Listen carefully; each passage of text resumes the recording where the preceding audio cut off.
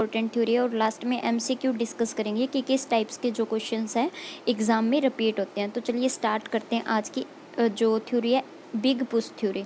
ठीक है, तो इसके बारे में जो हम बात कर लेते हैं। पाल रोस्टो रोडान 1943 में इन्होंने अपना व्यूज़ दिया था। सबसे पहले इन्होंने ऑर्गेनाइज़ की थी इस थ्योरी को, पाल रोस्टो रोडान इन 1943। तो इनका व्यूज़ क्या था, मेनली इनका जो पर्पज़ क्या था बोलने का, कि जो इकोनॉमिक ग्रोथ है, जीडीपी की बात करें तो वो किस पे डिपेंड करती है, मेनली इन्वेस्टमेंट पे डिपेंड करती है। क्योंकि जो अंडर डेवलपमेंट कंट्रीज़ होती हैं वहाँ पे मोस्टली प्रॉब्लम क्या होती है, अगर हम बात करें जो अंडर डेवलपमेंट कंट्री है वहाँ पे प्रॉब्लम क्या होती है, वहाँ पे एक ही प्रॉब्लम होती है कि वहाँ पे इन्वेस्टमेंट कम होता है। ठीक है, इन्वेस्टमेंट कम होता है क्योंकि सेविंग कम होती है। सेविंग कम होने की वजह से क्या होता है, फर्दर जो इनकम है वो और ज़्यादा कम हो जाती है। ठीक है, तो इन्होंने क्या बोला कि इन्वेस्टमेंट का होना बहुत ज़्यादा ज़रूरी है। और इन्वेस्टमेंट होने के लिए ये नहीं है कि भाई जितनी भी इन्वेस्टमेंट कर रहे हो ठीक है, नहीं, वो भी एक जितनी ज़रूरत है। ठीक है, हम बात करें ज़रूरत की, जीडीपी की ग्रोथ को इंक्रीज़ करना है तो एक ज़रूरत होती है, तो उस ज़रूरत को कंप्लीट करने के उतनी की उतनी इन्वेस्टमेंट भी कंपलसरी है। तो उस इन्वेस्टमेंट को कवर करने के लिए इन्होंने अपना व्यूज़ दिया, तो इन्होंने उसका नाम रखा बिग पुश। बिग पुश, ठीक है, तो बिग पुश का मेन मीनिंग क्या होता है, बिग मतलब एक बड़ा धक्का लगाना। ठीक है, बड़ा धक्का लगाना, जीडीपी जो है बड़ा धक्का लगाना मतलब इतनी मात्रा में इन्वेस्टमेंट करना कि जो जीडीपी की ग्रोथ रेट है वो स्टार्ट हो जाए। एक लाइक जैसे हम टेक ऑफ की बात कर लेते हैं तो टेक ऑफ का आना बहुत ज़्यादा ज़रूरी है। फॉर एग्जांपल जैसे हम बात कर लेते हैं एरोप्लेन की बात कर लेते हैं, जो कि बहुत बेस्ट एग्जांपल है और आपको समझ में भी आ जाएगी। एरोप्लेन की बात कर लेते हैं तो एरोप्लेन के लिए आपको भी पता है, एरोप्लेन का टेक ऑफ करवाने के लिए उसे ग्राउंड स्पीड की ज़रूरत होती है ना।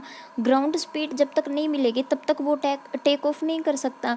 तो यही जीडीपी के मतलब सेक्टर में होता है। अगर हम अंडर डेवलपमेंट कंट्रीज़ की बात करें तो ये ही सेम प्रोसेस वहाँ पे लागू होता है कि इन्वेस्टमेंट का जो है, अगर हम बात करें लेवल इतना होना चाहिए, एक इतना धक्का लगना चाहिए कि जैसे एरोप्लेन टेक ऑफ करने के लिए एक प्रॉपरली स्पीड की ज़रूरत है, वैसे ही इन्वेस्टमेंट की उतनी मात्रा ज़रूरी है। क्योंकि इन्वेस्टमेंट होगा तो उससे क्या होगा, जीडीपी की जो ग्रोथ रेट है वो इंक्रीज होनी स्टार्ट हो जाएगी और जो जीडीपी है, जो हम बात करें डेवलपमेंट है, वो टेक ऑफ में आ जाएगी और धीरे धीरे जो फर्दर हम बात कर लेते हैं ग्रोथ की, वो चलनी स्टार्ट हो जाएगी। तो ये था पॉल रोस्टोरोडान का व्यूज़, जो कि उन्होंने 1943 में अपना व्यूज़ दिया था कि इन्वेस्टमेंट का प्रॉपरली मात्रा में होना बहुत ज़्यादा ज़रूरी है। अब उन्होंने ये भी बोला कि जो है 3 प्रकार की इंडिविजिबिलिटीज़ पाई जाती है। ठीक है, अगर हम बात करें अंडर डेवलपमेंट कंट्रीज़ में तो 3 प्रकार की जो है इंडिविजिबिलिटीज़ पाई जाती है। फर्स्ट कौन सी होती है, इंडिविजिबिलिटी इन प्रोडक्शन। प्रोडक्शन में इंडिविजिबिलिटी होती है। जैसे हम बात कर लेते हैं इकोनॉमिक्स ऑफ स्केल, आपने नाम सुना होगा economics of scale. Economics of scale होता क्या, इकोनॉमिक्स ऑफ स्केल का मतलब ये होता है कि बड़ी मात्रा में इन्वेस्टमेंट करने से इंटरनल और एक्सटर्नल दोनों प्रकार की जो है हमें स्केल्स मिलती हैं। ठीक है, बचतें मिलती हैं। तो वो बचतें जो है वो उससे क्या होता है, उससे एक तो इंडस्ट्री की ग्रोथ होगी, इंडस्ट्री की ग्रोथ होगी और इससे क्या होगा, जो जीडीपी है वो भी इंक्रीज होनी स्टार्ट हो जाएगी। क्योंकि जो सोशल ओवरहेड कैपिटल है, सोशल ओवरहेड कैपिटल का मतलब क्या होता है कि जैसे कि हम बात कर लेते हैं रोड्स की बात कर लेते हैं या फिर कम्युनिकेशन की बात कर लेते हैं, इंफ्रास्ट्रक्चर की बात कर लेते हैं, तो इन सब में भी इन्वेस्टमेंट होना बहुत ज़्यादा ज़रूरी है। क्योंकि अगर इंटरनल तौर पे उनको जो है बचतें मिल रही है, इकोनॉमिक्स बचतें मिल रही है, तो इससे क्या हो रहा है कि जो बाहरी बचतें हैं उनका मिलना भी बहुत ज़्यादा ज़रूरी है। तो ये सोशल ओवरहेड कैपिटल की अगर हम बात करें, सोशल ओवरहेड कैपिटल की अगर हम बात करें, ठीक है, SOC, इसमें भी इन्वेस्टमेंट बहुत ज़्यादा ज़रूरी है। क्योंकि इसमें इन्वेस्टमेंट करने से क्या होगा, जीडीपी की जो ग्रोथ रेट है वो बहुत ज़्यादा इंक्रीज होगी SOC में इन्वेस्टमेंट करने से। अब बात क्या है सोशल ओवरहेड कैपिटल, इसमें क्या है, गवर्नमेंट सेक्टर आगे आता है और वो क्या करता है, इन्वेस्टमेंट करता है। तो इससे क्या होता है, लोगों को वहाँ पे एम्प्लॉयमेंट मिलता है, एम्प्लॉयमेंट मिलेगा तो फर्दर क्या होगा, उनकी इनकम इंक्रीज होगी, इनकम इंक्रीज होने से सेविंग इंक्रीज होगी और फर्दर जो है ये प्रोसेस चलता रहेगा। तो इससे उन्होंने बोला कि जो सोशल ओवरहेड कैपिटल है उसमें 30 से लेके 40% तक इन्वेस्टमेंट करना बहुत ज़्यादा ज़रूरी है। अगर इतनी लिमिट में इन्वेस्टमेंट ना किया गया तो कोई फ़ायदा नहीं है। इससे क्या होगा कि अगर नहीं करेंगे तो जो ऑलरेडी जो अवेलेबल हमने इन्वेस्टमेंट की है वो भी हमारी क्या हो जाएगी, यूज़लेस हो जाएगी। यूज़लेस मीन्स कि वो काम नहीं आएगी जीडीपी के। सो प्रोडक्शन में क्या होती है, इंडिविजिबिलिटी होती है। तो अगर इंटरनल हम कुछ कर रहे हैं तो एक्सटर्नल भी इन्वेस्टमेंट होना बहुत ज़्यादा ज़रूरी है। और सोशल ओवरहेड कैपिटल की अगर हम बात करें तो 30 से 40% वहाँ पे इन्वेस्टमेंट होना कंपलसरी है। इससे क्या होगा, जीडीपी की जो ग्रोथ रेट है वो इंक्रीज़ होगी। ये तो था फर्स्ट उनका व्यूज़ कि प्रोडक्शन में क्या होती है, इंडिविजिबिलिटीज़ पाई जाती है। उसके बाद बात कर लेते हैं इंडिविजिबिलिटी इन डिमांड। डिमांड में इंडिविजिबिलिटी, आपको भी पता है कि डिमांड क्या होती है, कॉम्प्लीमेंट्री होती है। कॉम्प्लीमेंट्री का मतलब क्या होता है, कॉम्प्लीमेंट्री का मतलब होता है डिमांड एक दूसरे से जुड़ी होती है। सबसे पहले हम इसे एक एग्जांपल से समझ लेते हैं। जैसे शूज़ मार्केट की बात करते हैं, ठीक है। तो जहाँ पे जिस इंडस्ट्रीज़ में शूज़ बन रहे हैं वहाँ पे वर्कर काम कर रहे हैं, आपको भी पता है। तो जो वर्कर काम कर रहे हैं उनको क्या मिलेगी, इनकम मिलेगी। तो वो इनकम, अब ये तो नहीं है ना वो सारी की सारी इनकम को शूज़ के ऊपर खर्च करेंगे। ऑब्वियस है वो अपने इनकम का कुछ पार्ट शूज़ पे खर्च करेंगे और बाकी वो क्लोथ पे भी खर्च करेंगे, लाइक अपनी जो फूड पे भी खर्च करेंगे और जो भी उनकी नेसेसरी थिंग्स है उन पे खर्च करेंगे। प्लस जो अगर हम लग्जरी थिंग्स की बात करें, लग्जरी गुड्स की बात करें तो उस पे भी वो खर्चा करेंगे, है ना, अपनी इनकम का। ये तो नहीं है सारी की सारी शूज़ मार्केट में वो अपना खर्चा कर देंगे। तो इसका मतलब क्या हुआ, डिमांड में क्या होती है, इंडिविजिबिलिटीज़ पाई जाती है। कॉम्प्लीमेंट्रीज, अगर हम बात करें कॉम्प्लीमेंट्री सिचुएशन होती है। तो एक सिंगल इंडस्ट्री से कुछ नहीं होगा, ठीक है, एक सिंगल इंडस्ट्री से तो कुछ नहीं होगा। तो अगर शूज़ मार्केट वहाँ पे है, शूज़ इंडस्ट्री है, तो बाकी इंडस्ट्रीज़ का होना भी कंपलसरी है। तो अगर शूज़ इंडस्ट्री में इन्वेस्टमेंट हो रही है तो ऑब्वियस है कि बाकी इंडस्ट्रीज़ में भी बराबर मात्रा में इक्वली, अगर हम बात करें तो वहाँ पे भी इन्वेस्टमेंट होना ज़रूरी है। क्योंकि जो शूज़ कंपनीज़ में काम करें एम्प्लॉयज़, वो अपनी इनकम को हर जगह पे खर्च करेंगे। तो शूज़ के अलावा बाकी जो इंडस्ट्रीज़ हैं वो भी कंपलसरी है वहाँ पे होना। A large number of industry need to be set up stimulously so that people employed in one industry consume the output of other industries। अगर वो एम्प्लॉयड हैं, वो एक इंडस्ट्रीज़ में काम कर रहे हैं, तो प्लस वो क्या करेंगे, वो कंजम्पशन बाकी इंडस्ट्रीज़ में भी करेंगे। And so create complementary demand. तो हम इसे नाम क्या देते हैं, कॉम्प्लीमेंट्री डिमांड, ठीक है। तो सिंगल अगर हम बात करें इंडस्ट्री से कुछ नहीं होगा, शूज़ के अलावा बाकी इंडस्ट्रीज़ का होना मार्केट में ज़रूरी है। इससे क्या होगा, जो इनकम है वो सारी की सारी क्या हो जाएगी, वो स्पेंड हो जाएगी। और फर्दर स्पेंड होने से क्या होगा, उनकी इनकम आगे गई, खर्चा हो गया, तो वो दूसरे पर्सन की इनकम बनेगी। और इससे क्या होगा, इन्वेस्टमेंट इंक्रीज़ होगा, डिमांड इंक्रीज़ हुई, इन्वेस्टमेंट इंक्रीज़ होगी। और इन्वेस्टमेंट इंक्रीज़ होने से क्या होगा, कैपिटल फॉर्मेशन होगा। तो इन्होंने किस पे फोकस किया था, कैपिटल फॉर्मेशन पे भी बहुत ज़्यादा फोकस किया था। क्योंकि कैपिटल फॉर्मेशन होने से क्या होगा, जीडीपी की जो ग्रोथ रेट है वो ज़्यादा से ज़्यादा इंक्रीज़ होगी। अब हम थर्ड पार्ट पे चलते हैं कि क्या बोला था। इन्होंने बोला indivisibility in the supply of saving. Supply of saving के ऊपर भी इन्होंने काफ़ी ध्यान दिया था। High level of investment required a corresponding high level of saving. तो इन्होंने बोला कि अगर इन्वेस्टमेंट हाई लेवल में आप करना चाहते हो तो ऑब्वियस है जो सेविंग है वो भी क्या होनी चाहिए, ज़्यादा से ज़्यादा होनी चाहिए, हाई लेवल में होनी चाहिए। तो मेनली तो फिर बात घूम के वही आ गई ना, इन्वेस्टमेंट के ऊपर। अब इन्वेस्टमेंट करने के लिए प्रोडक्शन होना ज़रूरी है, डिमांड का क्रिएट होना ज़रूरी है। तो इन सब के लिए जो है क्या रिस्पॉन्सिबल है, इन्वेस्टमेंट रिस्पॉन्सिबल है। बट अंडर डेवलपमेंट कंट्रीज़ में क्या होता है, but under development countries this is a challenge due to the low income level. वहाँ पे प्रॉब्लम क्या होती है, लो लेवल इनकम की होती है। The marginal rate of saving needs to be increase following the rise in income due to higher investment. तो वहाँ पे मेनली ज़रूरत क्या होती है, इन्वेस्टमेंट का लेवल इंक्रीज़ होना ज़रूरी है। क्योंकि जब तक इन्वेस्टमेंट इंक्रीज़ नहीं होगी सेविंग भी इंक्रीज़ नहीं होगी। तो इंडिविजिबिलिटीज़ पाई जाती है इसमें, सप्लाई ऑफ सेविंग में। ठीक है। तो जो पाल रोस्टोरोडान था, उन्होंने 3 प्रकार की इंडिविजिबिलिटी की बात की थी। फर्स्ट कौन सी थी? प्रोडक्शन में इंडिविजिबिलिटी होती है ना।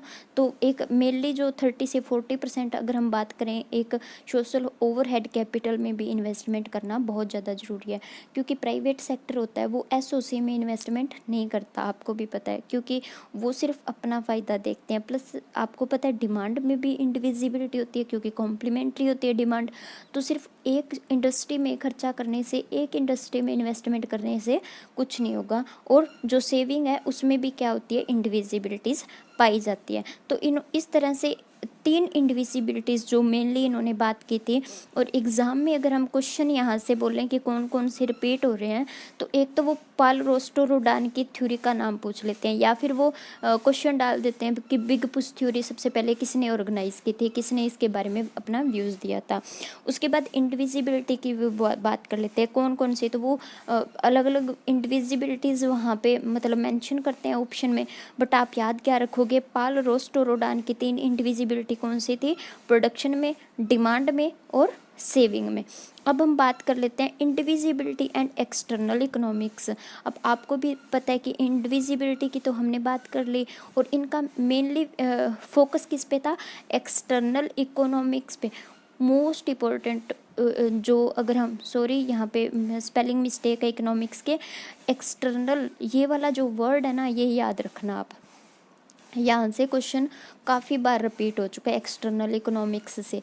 एक्सटर्नल इकोनॉमी का मतलब क्या होता है? इन्होंने बाहरी बचतों पे बहुत ज़्यादा ध्यान दिया था, ठीक है।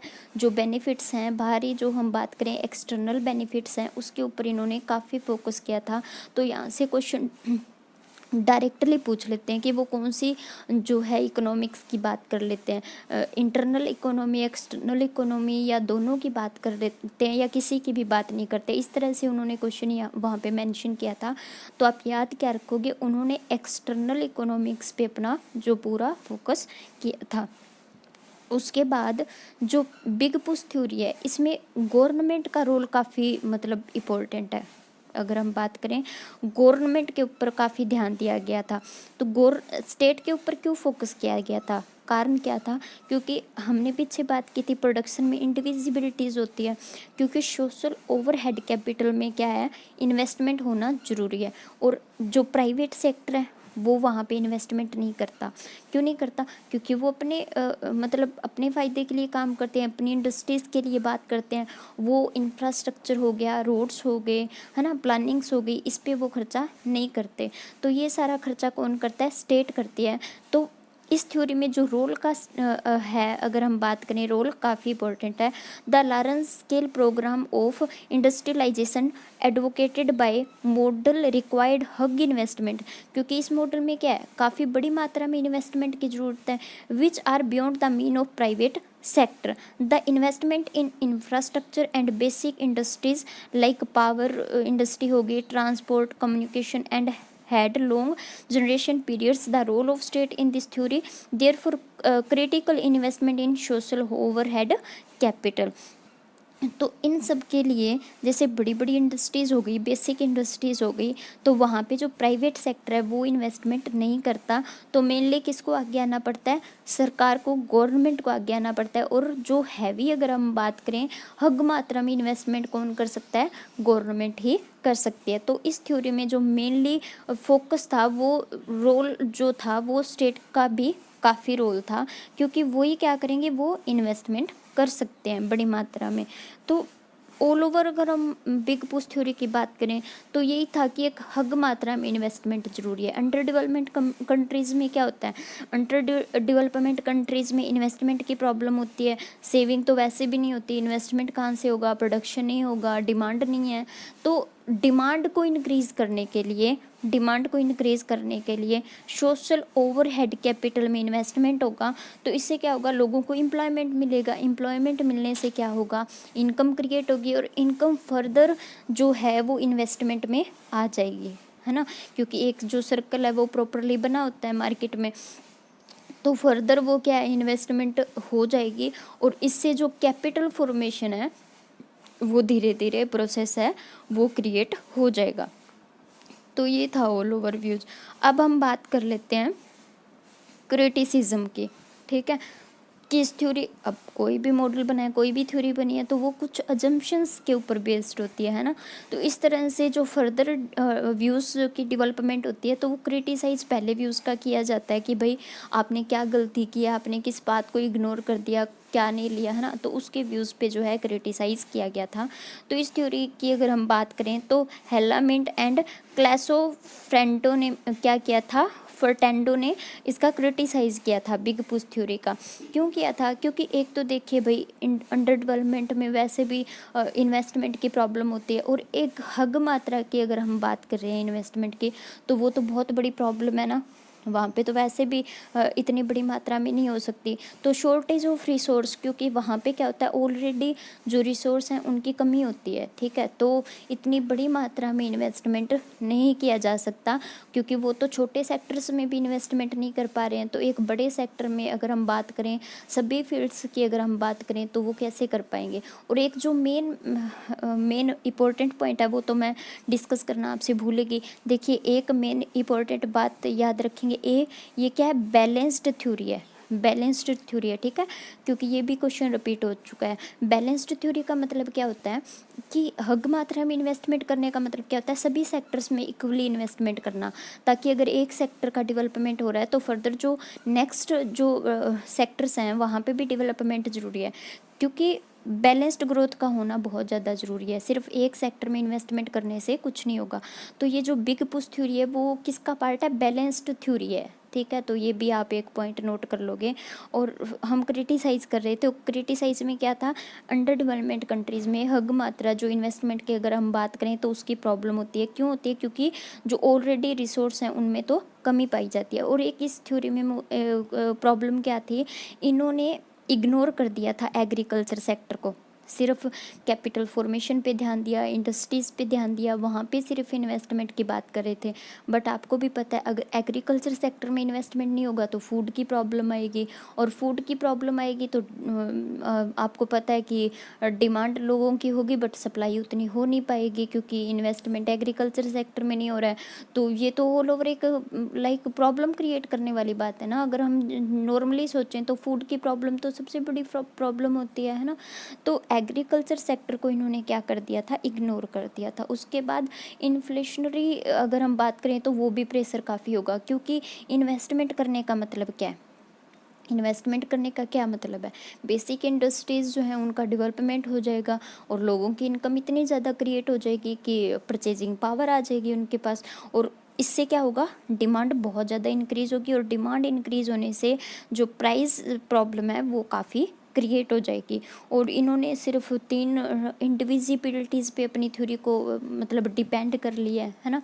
तो ये भी इतनी वो बात नहीं है, ज़रूरी नहीं है भाई डिमांड में इंडिविजिबिलिटी है या उसमें प्रोडक्शन में है तो सभी सेक्टर्स में इन्वेस्टमेंट होना बहुत ज़रूरी है। और इन्होंने क्या किया था, प्रोडक्शन जो मेथड है उसको भी निगलेक्ट कर दिया था, क्योंकि कैपिटल फॉर्मेशन सिर्फ ये तो नहीं है कि प्रोडक्शन में इंडिविजिबिलिटी है भाई इन्वेस्टमेंट करो और कैपिटल फॉर्मेशन हो जाएगा। मेथड्स और टेक्नोलॉजी का यूज़ करने से भी तो हो सकता है ना। तो इन्होंने अगर हम बात करें तो काफ़ी हद तक इन्होंने काफ़ी फैक्टर्स को इग्नोर कर दिया था।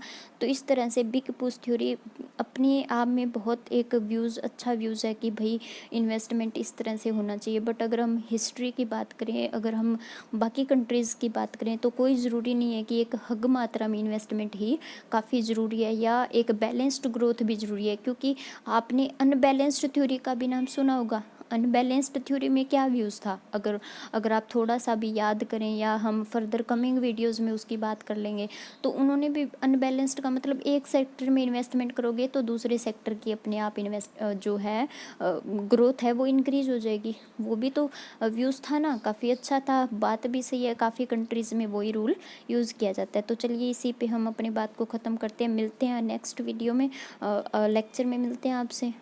तो ओके, अपना फीडबैक ज़रूर दीजिए अगर आपको समझ में आ रही है मेरी बात तो। Thank you.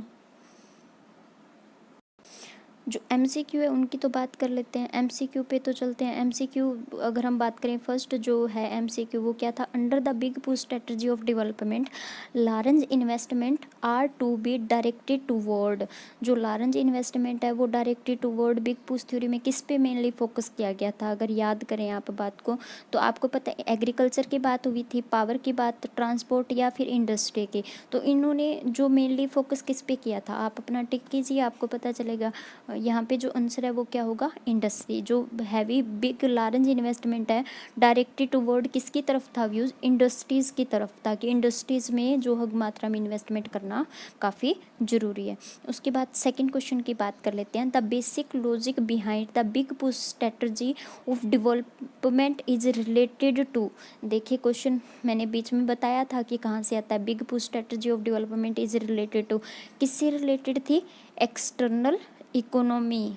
सोचने की भी बात नहीं है, अगर हम बात करें तो किस पे था, एक्सटर्नल इकोनॉमी। इंटरनल पे उन्होंने चलो ठीक है बात की थी, बट एक्सटर्नल इकोनॉमिक्स पे भी उन्होंने काफ़ी अपना व्यूज़ दिया था। एक्सटर्नल इकोनॉमीज भी बहुत ज़्यादा ज़रूरी है। एंड ऑप्टिमम कम्बिनेशन और ए बी दोनों पार्ट उन्होंने नहीं, एक्सटर्नल इकोनॉमिक्स पे उन्होंने काफ़ी अपना व्यूज़ दिया था। उसके बाद नेक्स्ट क्वेश्चन की बात कर लेते हैं, in the construct of which region was big push strategy of development formulated. कौन से सेक्टर में हुई थी, साउथ एशिया में, साउथ ईस्ट एशिया में, ईस्टर्न यूरोप में या ईस्ट अफ्रीका में हुआ था।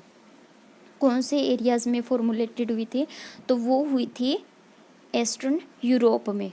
ठीक है, तो ये थोड़ा सा याद रखने वाला क्वेश्चन है, ईस्टर्न यूरोप में हुई थी। उसके बाद नेक्स्ट क्वेश्चन की बात कर लेते हैं, the big push strategy of development was first advocated by. सबसे पहले किसने इस थ्योरी को दिया था, तो किसने दिया था भाई, पाल एन रोस्टोरोडान ने, साइमन कुजनेट्स ने, डब्ल्यू ए या लुइस ने, ए ओ हर्समैन ने, किसने दिया था भाई व्यूज़। तो सिंपल क्वेश्चन है, किसने दिया था, पाल एन रोस्टोरोडान ने अपना व्यूज़ दिया था बिग पुश थ्योरी का सबसे पहले। उसके बाद हम क्वेश्चन पे चलते हैं, सॉरी इतने ही क्वेश्चन थे। आज का लेक्चर यहीं पे ख़त्म होता है, मिलते हैं नेक्स्ट लेक्चर में। Okay, thank you.